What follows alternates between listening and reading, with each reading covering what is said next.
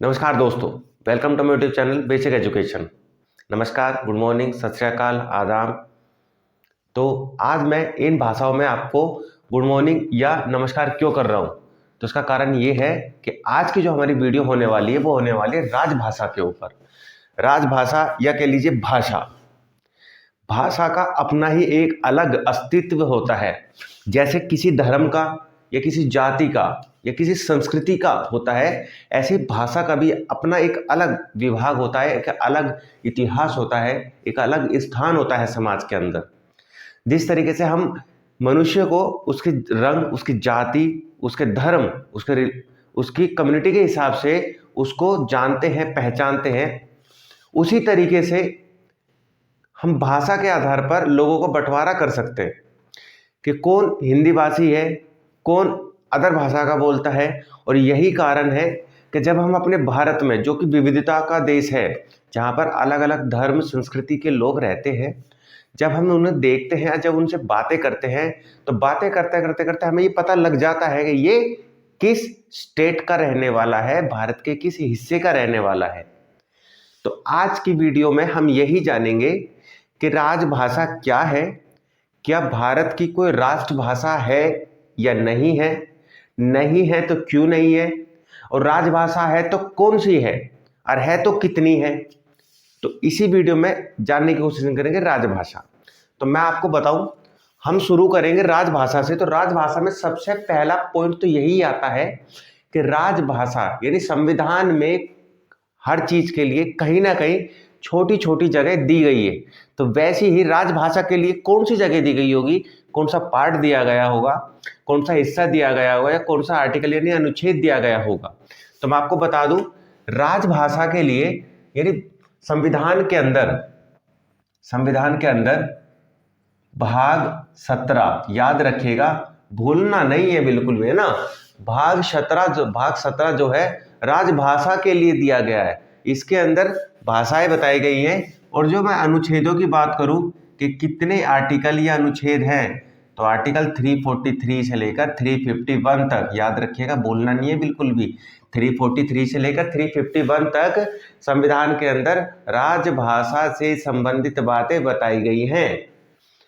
तो भाग 17 और आर्टिकल 343 से 351 बिल्कुल नहीं भूलना। एग्जाम में आर्टिकल्स को लेकर क्वेश्चन आ जाता है, और आर्टिकल को लेकर क्वेश्चन आएगा तो दिक्कत होनी है।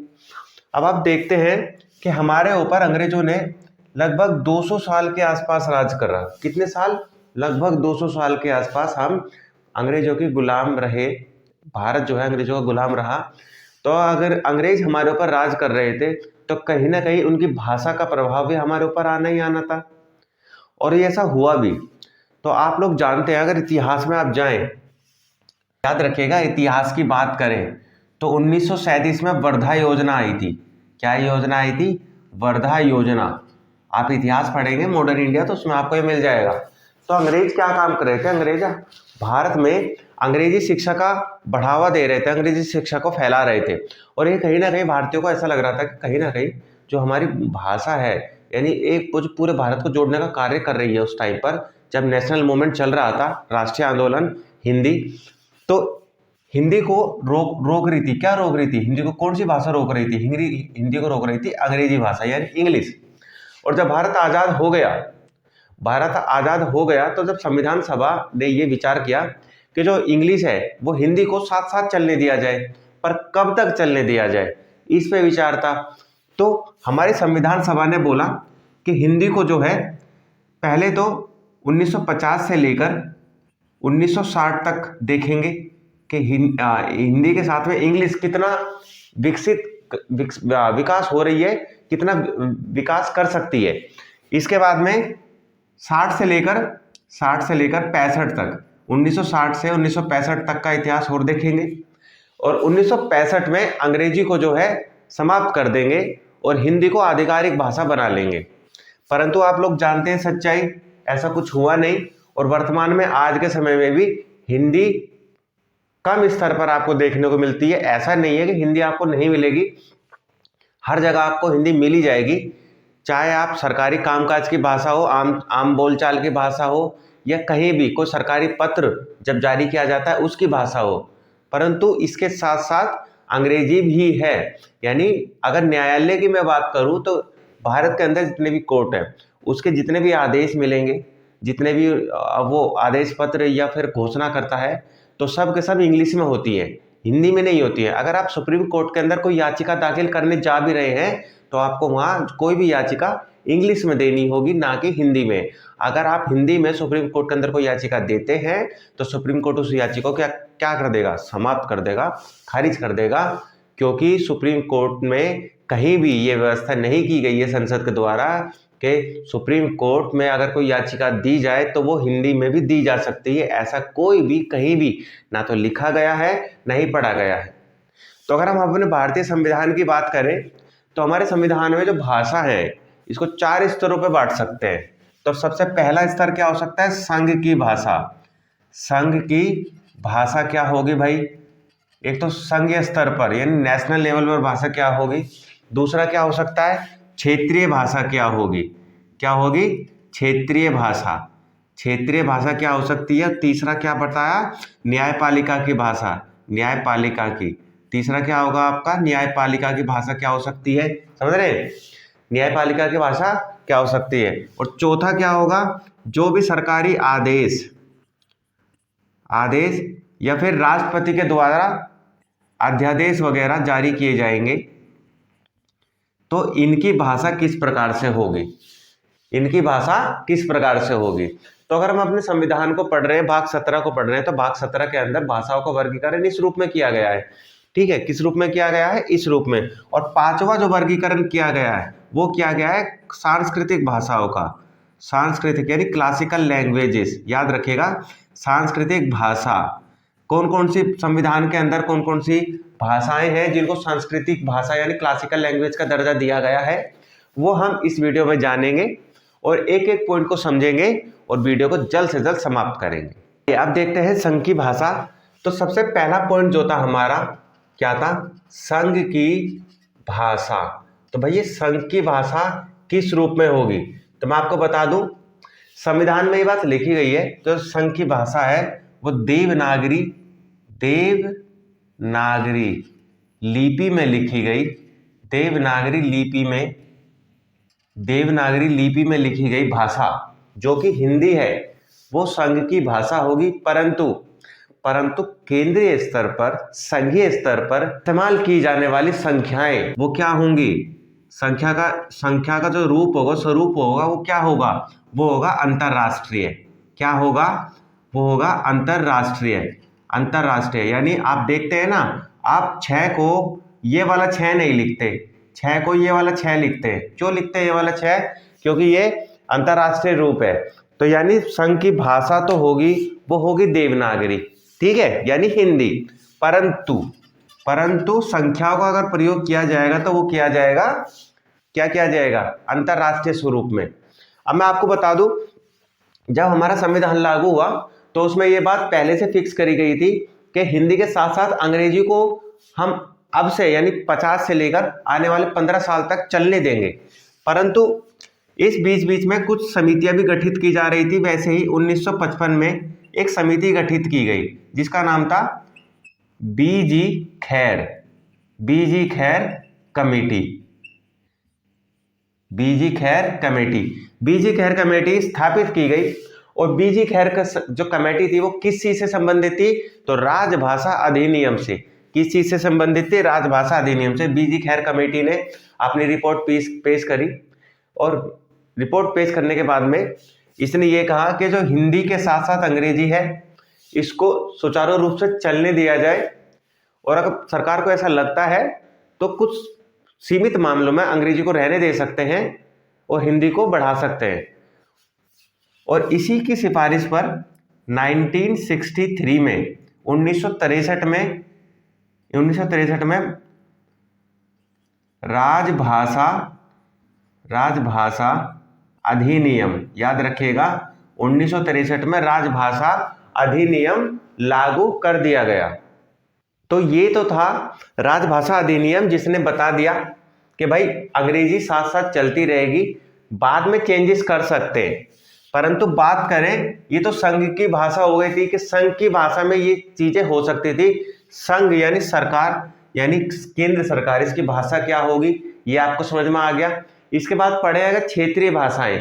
तो क्षेत्रीय भाषाओं में क्या हो सकता है, तो हमें इसको पहले साफ कर लेना चाहिए। तो क्षेत्रीय भाषा का मतलब होता है भारत के अंदर अलग अलग राज्य हैं, ठीक है, ये भारत है और इसके अंदर आपको ये अलग अलग राज्य आपको देखने को मिल ही जाते हैं।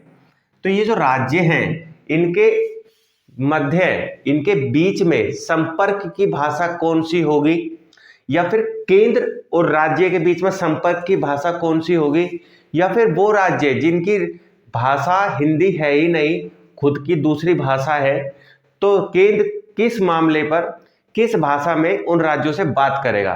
तो मैं आपको बता दूं, अगर केंद्र जो है अगर किसी राज्य से संपर्क कर रहा है, अगर वो राज्य जो है हिंदी भाषी है जैसे कि यूपी, तो केंद्र क्या करेगा, यूपी से हिंदी में कन्वर्सेशन करेगा, ठीक है, हिंदी में बात करेगा और इंग्लिश में बात कर सकता है। किस में बात करेगा, हिंदी और इंग्लिश में। इसके बाद में अगर केंद्र कहाँ पे, नीचे चली जाइए, नीचे कहाँ पर, तमिलनाडु में, कहाँ पे, तमिलनाडु में। अगर तमिलनाडु में केंद्र बात करना चाह रहा है, यानी केंद्र सरकार तमिलनाडु की सरकार से किसी भी मसले पर बात करना चाहती है, पत्राचार करना चाहती है, तो यहाँ पर उनकी अपनी ही भाषा होगी, तमिल या फिर इंग्लिश। याद रखिएगा यहाँ पर हिंदी का कोई रोल नहीं है। यानी कुछ राज्य ऐसे हैं जहाँ पर हिंदी भाषा ना तो बोली जाती है और ना ही वो हिंदी को बोलना पसंद करते हैं, क्योंकि भारत में स्वतंत्रता है अपनी भाषाएं अपनाना। ऐसे ही संविधान में अगर केंद्र सरकार जब किसी गैर हिंदी भाषी राज्य, तमिलनाडु क्या है, गैर हिंदी भाषी राज्य है, यानी इसकी जो राज्य भाषा है, क्षेत्रीय भाषा है, वो भी हिंदी नहीं है, समझ रहे हैं, तो क्या है, गैर हिंदी भाषा है। तो गैर हिंदी भाषा से अगर केंद्र संपर्क करता है तो कैसे करेगा, ये तो तमिल लैंग्वेज में या फिर इंग्लिश लैंग्वेज में करेगा। तो आप सीधी सी बात है, तमिल में तो पत्राचार करने से रहा तो इंग्लिश में ही करेगा, तो इंग्लिश में होगा। ऐसे भारत के अंदर बहुत सारे राज्य हैं जिसके साथ में केंद्र सरकार जो है हिंदी में ना करके उसकी जो क्षेत्रीय लैंग्वेज है, क्षेत्रीय भाषा है, उसमें बात कर सकता है या फिर इंग्लिश में बात कर सकता है। क्षेत्रीय भाषा यानी जब जो संपर्क की भाषा होती है, दो लोगों के बीच हो सकती है, दो समुदायों के बीच हो सकती है, दो क्षेत्रों के बीच हो सकती है, दो राज्यों के बीच हो सकती है, तो ये होती है क्षेत्रीय भाषाएं। तो क्षेत्रीय भाषाओं में बात आती है राज्य की, बात क्या आती है, राज्य की। यानी कोई राज्य है तो कोई राज्य होगा तो उसमें दो चीजें आपको आराम से देखने को मिलेगी। एक तो देखने को मिलेगा आपको विधानमंडल, ठीक है, ये चीज आपको देखने को मिलेगी विधानमंडल, और दूसरा न्यायपालिका। तो न्यायपालिका का हम समझेंगे और विधानमंडल का समझेंगे। यानी विधानमंडल यानी राज्य की विधानसभा के अंदर अगर कोई भी कानून पारित किया जाता है, राज्य की विधानसभा के अंदर, अगर ये विधानमंडल यानी विधानमंडल के राज्य के अंदर दो स्वरूप होते हैं, एक राज्य विधानसभा और एक राज्य की विधान परिषद, इन दोनों से मिलकर बनता है राज्य का विधानमंडल। तो अगर दोनों में मान के चले राज्य के विधानसभा में कोई कानून पारित होता है तो वो कानून किस भाषा में होगा, या राज्य का राज्यपाल किस भाषा में कानून को पारित करने की मान्यता देता है। तो मैं आपको बता दूं, अगर बात करें हिंदी भाषी राज्यों की, हिंदी भाषी राज्य यानी जैसे कि आपका यूपी, राजस्थान, हरियाणा, हिमाचल प्रदेश आदि, ये जो कुछ भाषा, इनके अलावा भी हैं, ऐसा नहीं है ये नहीं, इसके अलावा भी हैं। तो अगर इस टाइप की कोई राज्य है और उनके अंदर अगर कोई भी चर्चा की जा रही है विधानसभा के अंदर, तो चर्चा किस भाषा में हो सकती है, तो भाई चर्चा हो सकती है एक तो हिंदी में होगी, ये तो बात कर दी गई है कि हिंदी में चर्चा होगी। हिंदी के अलावा जो भाषा इन राज्यों ने अपनी राज्य भाषा के रूप में अपनाया, जैसे उत्तर प्रदेश की बात करें तो उत्तर प्रदेश में हिंदी और उर्दू दो लैंग्वेजेस को अपनाया गया है। यानी उत्तर प्रदेश हिंदी में और उर्दू में कोई भी कानून पारित करेगा तो हिंदी में भी करेगा, उर्दू में भी करेगा, और साथ साथ भारत में कहीं भी किसी भी लैंग्वेज में कोई अध्यादेश कानून पारित हो रहा हो, किसी भी भाषा में हो रहा हो, डजंट मैटर, इंग्लिश में जरूर होगा। यानी इंग्लिश में ट्रांसलेशन जरूर होगा, चाहे वो हिंदी भाषी राज्य क्यों ना हो। समझ रहे हैं आप, इस चीज को बिल्कुल नहीं बोलना है। तो हिंदी भाषी राज्य क्या काम करेगा, ट्रांसलेशन के साथ में कोई भी अध्यादेश कोई भी चीज जारी कर सकता है। बात करें न्यायपालिका की, तो राज्य की न्यायपालिका यानी हाई कोर्ट, तो राज्य का जो हाई कोर्ट होता है इसकी कार्यकारी भाषा क्या होगी, इसकी न्यायिक भाषा क्या होगी, तो संसद नियम बना सकती है कि किसी भी राज्य की कार्यकारी भाषा, उसकी प्रोसीजरिंग भाषा, समझ रहे हैं क्या हो सकती है, जो वहां पर वाद विवाद होगा, वहां पर जो वकील होते हैं वो किस भाषा में वाद विवाद कर सकते हैं, तो ये अधिकार संसद का है और संसद राज्य के हाई कोर्ट्स में ये व्यवस्था कर सकती है। जैसे कि हरियाणा लैंग्वेज, हरियाणा जो राज्य है, हरियाणा कोर्ट में क्या होगा, अगर वाद विवाद कर रहे हैं वकील तो हरियाणवी में कर सकते हैं, यूपी में हिंदी में कर सकते हैं। तो क्षेत्रीय भाषा के आधार पर हाई कोर्ट में संसद, क्षेत्रीय भाषा के आधार पर हाई कोर्ट में संसद, क्या संसद, याद रखिएगा संसद के पास ये अधिकार है कि कोर्ट की भाषा क्या होगी, संसद कर सकती है, वाद विवाद कर सकती है। परंतु यहाँ फिर एक चीज फंस जाती है, और वो चीज क्या फंसती है, यानी जो हाई कोर्ट है वो किसी भी भाषा में उसके अंदर वाद विवाद हो जाए, परंतु अगर हाई कोर्ट कोई आदेश पारित करता है, अगर हाई कोर्ट कोई आदेश पारित करता है तो वो आदेश सिर्फ और सिर्फ इंग्लिश में होगा। किस में होगा वो आदेश, इंग्लिश में होगा। तो ये तो था क्षेत्रीय भाषा का स्वरूप। और इसमें बात करें अब क्षेत्रीय भाषा के साथ साथ में न्यायपालिका की भाषा किस तरीके की होती है।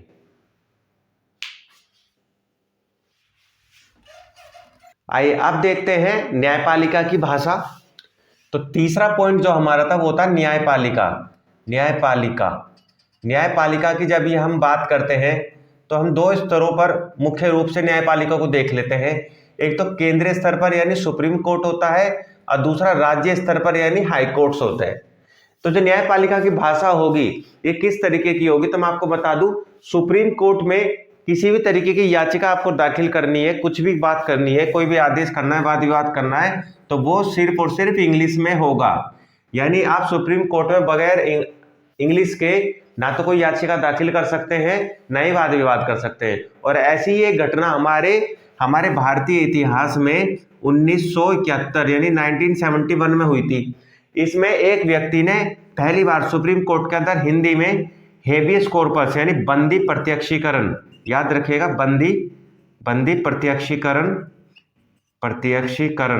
बंदी प्रत्यक्षीकरण रिट डाली सुप्रीम कोर्ट के अंदर, और सुप्रीम कोर्ट ने इस रिट को खारिज कर दिया, और ये कहते हुए खारिज करा कि सुप्रीम कोर्ट जो है इंग्लिश के अलावा किसी और भाषा में कोई भी जो शिकायत है उसको नहीं ले सकती है। अगर आपको सुप्रीम कोर्ट के अंदर किसी भी चीज से संबंधित शिकायत दर्ज करानी है, किसी भी आपत्ति को दर्ज कराना है, तो वो आपत्ति आप इंग्लिश में लिख के लाएंगे, ना कि हिंदी में।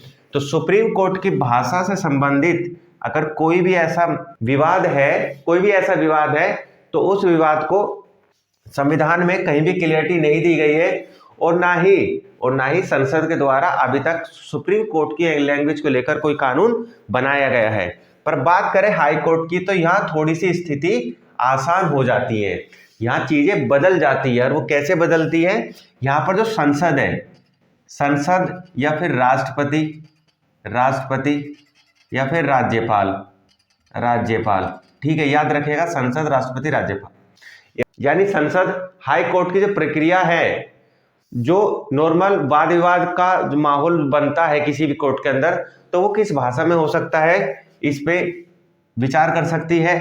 राज्यपाल जो है राष्ट्रपति से पूछकर आप उस राज्य के, जिस राज्य का वह राज्यपाल है, वहां पर उस राज्य की क्षेत्रीय भाषा या फिर हिंदी या फिर इंग्लिश किसी भी भाषा को मान्यता दे सकता है कि इस भाषा में उस हाई कोर्ट के अंदर, उस उच्च न्यायालय के अंदर क्या हो, वाद विवाद हो। परंतु हाई कोर्ट अगर कोई भी आदेश जारी करता है, क्या करता है, आदेश जारी करता है, हाई कोर्ट अगर कोई भी आदेश जारी करता है, निर्णय देता है, क्या देता है, आदेश देता है, कोई भी अपना निर्णय देता है, या फिर कोई भी अपनी आज्ञा देता है, किसी भी चीज से संबंधित परमिशन देता है, तो ये तीनों की तीनों चीजें भाई किस भाषा में होगी, इंग्लिश भाषा में होंगी। याद रखिएगा, ये तीनों की तीनों चीजें किस भाषा में होंगी? इंग्लिश भाषा में होंगी, यानी इंग्लिश लैंग्वेज में होंगी। तो ये तो है हमारे न्यायपालिका की भाषा से संबंधित जो हमारे संविधान में चीजें बताई गई है, थोड़ी उलझी हुई बताई गई है, पर आप स्पष्ट रूप से देखेंगे तो स्पष्ट रूप से आपको ये चीजें देखने को मिल जाएगी।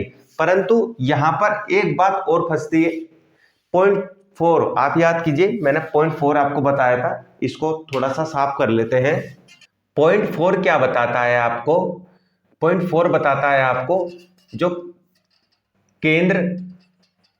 केंद्रीय स्तर पर, केंद्रीय व राज्य स्तर पर, केंद्रीय व राज्य स्तर पर राष्ट्रपति व राज्यपाल के द्वारा अगर कोई भी कानून पारित किया जाता है, जैसे कि आप एक कानून आप जानते हैं, सभी जानते हैं, लगभग सभी जानते होंगे, मैं बात कर रहा हूं ऑर्डिनेंस की, ऑर्डिनेंस या अध्यादेश, ऑर्डिनेंस या अध्यादेश।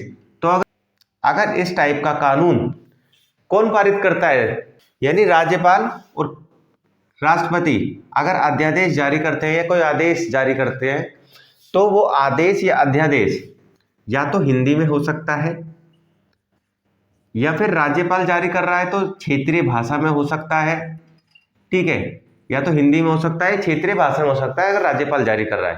परंतु इसका जो ट्रांसलेशन होगा वो इंग्लिश में जरूर होगा भाई, ये बात बिल्कुल नहीं भूलनी है। भारत के अंदर अगर कोई भी आदेश, अध्यादेश कुछ भी जारी किया जाता है, कोई भी पत्र, सरकारी पत्र जारी किया जाता है, तो वो किसी भी भाषा में हो सकता है, परंतु उसका एक ट्रांसलेशन आपको हिंदी में भी करना होगा, यानी इंग्लिश को साथ के साथ रखना जरूरी है। अब बात आती है कि अगर ये सारी भाषाएं जो कि संविधान के अंदर कितनी भाषाओं के बारे में बताया गया है, तो संविधान के अंदर बताया गया है 22 भाषाओं के बारे में।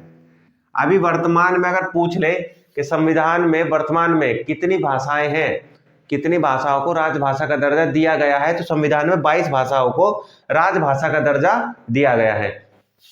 तो क्या इन 22 भाषाओं के अलावा संविधान में क्या किसी और अन्य भाषाओं का ऐसा कोई दर्जा नहीं दिया गया है कि अगर कोई अल्पसंख्यक, कोई पीड़ित जो है, कोई माइनॉरिटी है, उसके साथ में समाज में कुछ ऐसे गलत कार्य होते हैं जो वो सहन नहीं कर पा रहा है, क्या वो अपनी शिकायत इन्हीं 22 की 22 भाषाओं में दर्ज करा सकता है, या इनमें से किसी एक में? अगर कुछ लैंग्वेज ऐसी होती है जो शेड्यूल ट्राइब की होती है, शेड्यूल ट्राइब अनुसूचित जनजाति की होती है, क्या वो उनको भी ये मजबूरी है, ये बंदिशें हैं कि वो 22 की 22 भाषाओं में अपनी शिकायतें दर्ज करा सकते हैं? तो संविधान में ऐसा कुछ नहीं लिखा गया है, यानी संविधान में बात क्लियर कर दी गई है, अगर कोई भी अल्पसंख्यक है, अगर कोई भी क्या है, अल्पसंख्यक है, तो अल्पसंख्यक को यह अधिकार है कि वो, अगर वो अल्पसंख्यक है और वो पीड़ित है, अल्पसंख्यक भी है और क्या है, वो पीड़ित भी है, तो कोई भी पीड़ित अल्पसंख्यक अपनी भाषा में क्या करा सकता है? नियर बाय जो भी थाना है, जो भी पुलिस स्टेशन है, वहां पर क्या करा सकता है? अपनी शिकायत दर्ज करा सकता है। ये बात बिल्कुल भूलनी नहीं है, क्या करा सकता है? शिकायत दर्ज करा सकता है। इसके बाद बात करें हम हमारे संविधान के अंदर जो भाग 17 है, उसमें जो भाषाएं हैं 22 भाषा, कितनी भाषाएं? 22। परंतु जब हमारा संविधान लागू हुआ उस समय भाषाओं की संख्या 22 नहीं थी। हमारा संविधान 26 जनवरी 1950 को लागू हुआ। कब लागू हुआ? 26 जनवरी 1950 को। तो जब हमारा संविधान लागू हुआ तो उस समय भाषाओं की संख्या कितनी थी? 14। कितनी थी? 14। और अभी वर्तमान समय में भाषाओं की संख्या कितनी हो गई है? बढ़कर 22 हो गई है। कितनी हो गई? 22 हो गई है। तो हम जान लेते हैं कि कौन कौन सी भाषाएं हैं जो 22 भाषाओं के अंदर वर्तमान में हमें देखने को मिलती हैं। आइए अब जान लेते हैं हमारे संविधान के अंदर जो भाग 17 है, इसके अंदर 22 भाषाएं हैं। तो 22 भाषाएं कौन कौन सी हैं? हिंदी, संस्कृत, असमिया, बंगाली, कन्नड़, तमिल, कश्मीरी, हरियाणवी, पंजाबी, ओडिया, सिंधी, नेपाली, मणिपुरी, कोंकणी, बोडो, डोगरी, मैथिली, संथाली, उर्दू, तेलुगु और गुजराती। तो ये है संविधान में वर्तमान समय में 22 की भाषाएं हैं जो हमें देखने को मिलती है भाग 17 के अंदर। परंतु कुछ भाषाएं ऐसी है जो हमारे संविधान में समय समय पर जोड़ी गई थी। तो उन्हीं भाषाओं में सबसे पहली भाषा थी सिंधी। सिंधी को हमारे संविधान में कब जोड़ा गया? तो सिंधी को हमारे संविधान में 21वें संविधान संशोधन, याद रखिएगा 21वें संविधान संशोधन अधिनियम अधिनियम जो कि 1967 में हुआ था, याद रखिएगा बच्चों। 21वें संविधान संशोधन अधिनियम 1967 के द्वारा सिंधी को संविधान का यानी संविधान में राजभाषा का दर्जा दिया गया। इसके बाद में बात करें इन तीन भाषाओं को, नेपाली, मणिपुरी और कोंकणी, नेपाली, मणिपुरी और कोंकणी, इन तीन भाषाओं को हमारे संविधान में दर्जा दिया गया। और ये कब दिया गया? ये दिया गया आपके 71वें संविधान संशोधन अधिनियम, 71वें संविधान संशोधन अधिनियम 1992 में, याद रखेगा बच्चों। 1992 यानी 71वें संविधान संशोधन अधिनियम में नेपाली, मणिपुरी, कोंकणी को संविधान में हिस्सा दिया गया, राजभाषा का हिस्सा दिया गया। इसके बाद में इन चार भाषाओं को, बोडो, डोगरी, मैथिली, संथाली, बोडो, डोगरी, मैथिली और संथाली, इन भाषाओं को 92वां संविधान संशोधन अधिनियम, 92वां संविधान संशोधन अधिनियम जो कि कब हुआ था? वो हुआ था 2003 में। तो 2003 में 92वां संविधान संशोधन अधिनियम हुआ। इसमें बोडो, डोगरी, मैथिली, संथाली को संविधान की राजभाषा का दर्जा दे दिया गया। और इसी तरीके से हमारी संविधान की राजभाषाएं 14 से बढ़कर कितनी हो गई? 22 हो गई। कितनी हो गई? 22 हो गई। अगर आपको ये याद करने का तरीका सीखना है कि ये कौन कौन सी भाषाएं कब कब जोड़ी गई, तो देखिए आप सबसे पहले तो याद रखिएगा 21, 71, 92, उसके बाद में 67, 92, 2003। और शॉर्ट फॉर्म की बात करूं तो सिंधी के लिए तो कोई शॉर्ट फॉर्म नहीं है, एक लैंग्वेज है तो सिंधी याद करनी पड़ेगी। परंतु अगर इन तीन लैंग्वेजेस की बात हो जाए तो आप याद कर लीजिएगा न, म, क, नमक। अगर आपने नमक खा लिया तो यानी आपने शुरू की तीन लैंग्वेज जोड़ ली, न से नेपाली, मा से मणिपुरी, का से कोंकणी, जो कि 71वें संविधान संशोधन अधिनियम 1992 में जोड़ी गई थी। इसके बाद में आपको नमक जैसे आपने खा लेंगे तो आप हो जाएंगे इंटेलिजेंट। और इंटेलिजेंट होने के साथ ही इंसान सबसे टफ काम करता है। टफ काम क्या करेगा? मेडिकल कर सकता है, इंजीनियरिंग कर सकता है, तो हम करेंगे मेडिकल। और मेडिकल में एक डिग्री होती है BDMS की। क्या होती है? BDMS यानी बोडो, डोगरी, मैथिली, संथाली। अगर आपको बाद की चार भाषाएं जो कि संविधान में जोड़ी गई उनको राजभाषा का दर्जा दिया गया है, तो वो कब जोड़ी गई? तो आप शॉर्ट फॉर्म से याद कर सकते हैं BDMS यानी बोडो, डोगरी, मैथिली, संथाली को 92वां संविधान संशोधन अधिनियम 2003 के द्वारा हमारे संविधान में किसका दर्जा दिया गया? राजभाषा का दर्जा दिया गया। इसके बाद में कुछ ऐसी भाषाएं हैं हमारे संविधान के अंदर जो सांस्कृतिक यानी क्लासिकल लैंग्वेज का दर्जा इनको दिया गया है। क्लासिकल लैंग्वेज पहले नहीं थी, हमारा संविधान जब बना तब उसमें क्लासिकल लैंग्वेज के बारे में ऐसी कुछ बातें नहीं करी गई थी, परंतु पहली बार 2004 में केंद्र सरकार ने कुछ भाषाओं को क्लासिकल लैंग्वेज का दर्जा दे दिया गया। तो क्लासिकल लैंग्वेज में कौन कौन सी भाषाएं हैं? सबसे पहले तो याद रखिएगा संस्कृत, ये हमारी क्लासिकल लैंग्वेज है। फिर नीचे आ जाइए, नीचे क्या पड़ेगा? कन्नड़, ये हमारी क्लासिकल लैंग्वेज है। क्या है? क्लासिकल लैंग्वेज है। उसके बाद ओडिया, ओडिया ये हमारी क्लासिकल लैंग्वेज है। फिर यहाँ आ जाइए तेलुगु, तेलुगु और मलयालम, ये क्या है हमारी? ये हमारी क्लासिकल लैंग्वेज है। तो संस्कृत, कन्नड़, ओडिया, तेलुगु, मलयालम और तमिल, यानी इन 6 लैंग्वेज को 1, 2, 3, 4, 5, 6 यानी हमारे संविधान के अंदर 6 लैंग्वेज जो हैं इनको क्लासिकल लैंग्वेज का दर्जा दिया गया है। और सबसे पहले क्लासिकल लैंग्वेज का दर्जा किसको दिया गया और सबसे बाद में किसको दिया गया? तो मैं आपको बता दूं, हमारे संविधान में जो सबसे पहले क्लासिकल लैंग्वेज का दर्जा दिया गया 2004 में तो दिया गया आपका तमिल को। 2004 में किसको दिया गया? तमिल को दिया गया। इसके बाद 2005 में संस्कृत को सांस्कृतिक भाषा का दर्जा दिया गया। उसके बाद में 2005 में किस भाषा को सांस्कृतिक दर्जा दिया गया? संस्कृत को। उसके बाद में 2008 में तेलुगु को, याद रखिएगा 2008 में तेलुगु को सांस्कृतिक भाषा का दर्जा प्राप्त हुआ। और इसी के साथ ही 2008 में कन्नड़ को भी 2008 में कन्नड़ को भी सांस्कृतिक भाषा का दर्जा दे दिया गया।